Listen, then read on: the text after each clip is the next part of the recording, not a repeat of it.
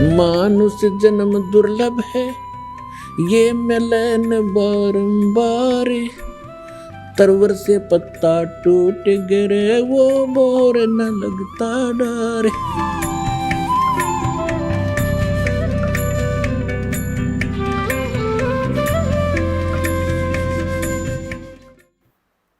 जय सतगुरु मिलते नहीं, जाते नरक द्वार। सतगुरु के उपदेश का लाया एक विचार, और जय सतगुरु मिलते नहीं, हम जाते नरक द्वार। नरक द्वार में दूत सब फिर करते खेचा तान, उनसे कबू ना छूटते फिर फिरते चारों खान। पुण्यात्मा, जब ये भक्तिहीन प्राणी यहाँ से जाता है, यम के दूत इसको पकड़ कर ले जाते हैं, धर्मराज के सामने खड़ा कर दिया जाता है, न्यायाधीश के सामने। वहां ये नहीं कह सकता कि मैंने ऐसा नहीं किया, मैंने ऐसा नहीं किया। वहां झूठ नहीं चलेगी, वहां तो आपकी फिल्म स्टार्ट हो जाएगी, सीडी ऑन हो जाएगी आपके समक्ष सामने। क्योंकि जो कर्म हम करते हैं, सोचते भी हैं, उसकी भी एक फोटोकॉपी भगवान के दरबार में जाती है, और वहां जाते ही उसको ऑन कर दिया जाता है। अब जैसे आप जी भक्तों को, भाई बहनों को कहते हो, रिश्तेदारों को या कोई मित्र पड़ोस पड़ोस में मिल जाते हैं, उनको भी समझाते हो भक्ति कर लो, परमात्मा का नाम ले लो। तो अब तो उनके पास समय नहीं है, क्योंकि उनको ज्ञान नहीं है। फिर वो जब वहां दरबार में खड़ा होगा तो ये एक पली लगाता है भगवान के आगे, एक बहाना खोजता है कि परमात्मा मुझे पता नहीं चला, हमने तो इतना ज्ञान हुआ था, अपना काम करो, बच्चों का पालन पोषण करो। तो उसमें परमात्मा वो सीडी चला देगा, कोई भक्त उससे कह रहा होगा कि चलो चलेंगे सत्संग में, और वो बकवाद कर रहा होगा, मना कर रहा होगा, सौ बहाने मिला रहा होगा। फिर परमात्मा कहेगा, देख इस भक्त ने, इस बहन ने, इस बेटी ने तेरे से क्या कहा था, और तू झूठ बोलता है कि मेरे को पता नहीं चला। तब ये क्या कहता है, भगवान गलती होगी, क्षमा कर दो। परमात्मा कहता भाई गलती का मानन का कोई फायदा को नहीं, अब तो नरक में जाना ही पड़ेगा। और फिर कभी तुझे मानव शरीर मिले तो फिर ट्राई करना। तो पुण्यात्माओं, ये धर्मराज के दरबार में जो प्राणी जाता है, उसके बाद इसको नरक में डाला जाता है।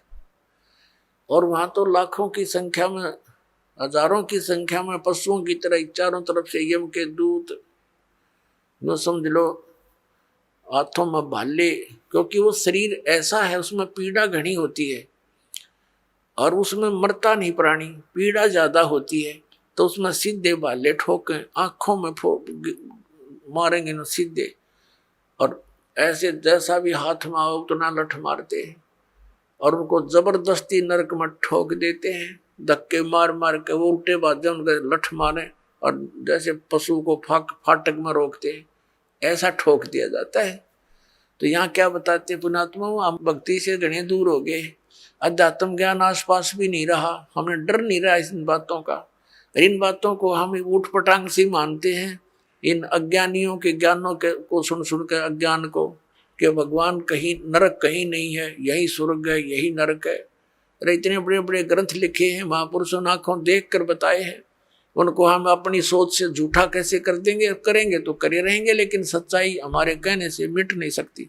तो परमात्मा बताते हैं कि नरक द्वार में जब नरक में ठोके जाओगे, दूत सब और करते खेचा ताण, दे डंडा दे लठे, अंदर ठोक देते हैं। नरक द्वार में दूत सब करते खेचा ताण, और उनसे कभी ना छूटता फिर फिरता चारों खान। वहां नरक में दुख उठा करके फिर इन चार खानियों में 84 लाख प्रकार के इन पशु पक्षियों और सब जीवों की, ये प्राणियों के जो शरीरों में कष्ट उठाना पड़ता है। अब परमात्मा बताते हैं, नरक द्वार में दूत सब करते खेचा ताण, उनसे कबू ना छूटता फिर फिरता चारों खान। चार खानी में भरमता और कबू ना लगता पार, सो फेरा सब मिट गया मेरे सतगुरु के उपकार। अब सतगुरु के उपकार, जैसे गरीबदास जी ने कहा है कि जो जा सतगुरु की मैं बलिहारी, जो जमन मरण मिटाही, जो जन्म और मृत्यु के इस दीर्घ रोग का नाश कर दे, कहते मैं उस सतगुरु पर बलिहारी हूं। तो जन्म मरण का रोग का नाश कबीर परमेश्वर ही कर सकता है। और कबीर परमेश्वर जिस भी अपनी आत्मा को, दास को यहाँ भेजता है अपना सामर्थ्य देकर, तो यह उसके द्वारा परमात्मा ही करवाता है।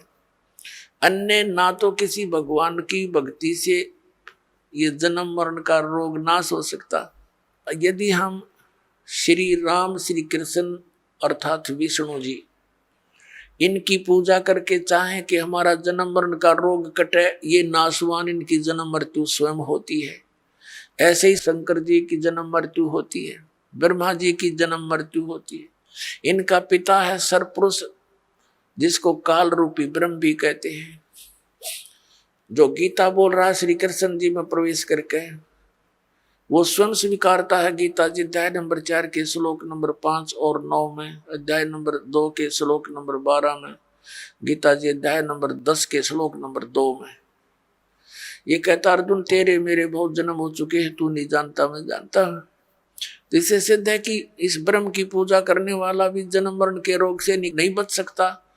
और ब्रह्म की साधना ब्रह्म पुजारी गुरु से ही लेनी पड़ती है। उस गुरु की शरण में जाने से भी जन्म मृत्यु का रोग नहीं कट सकता। और जब तक जन्म मृत्यु का रोग नहीं कटेगा, हम शांति नहीं हो सकती है।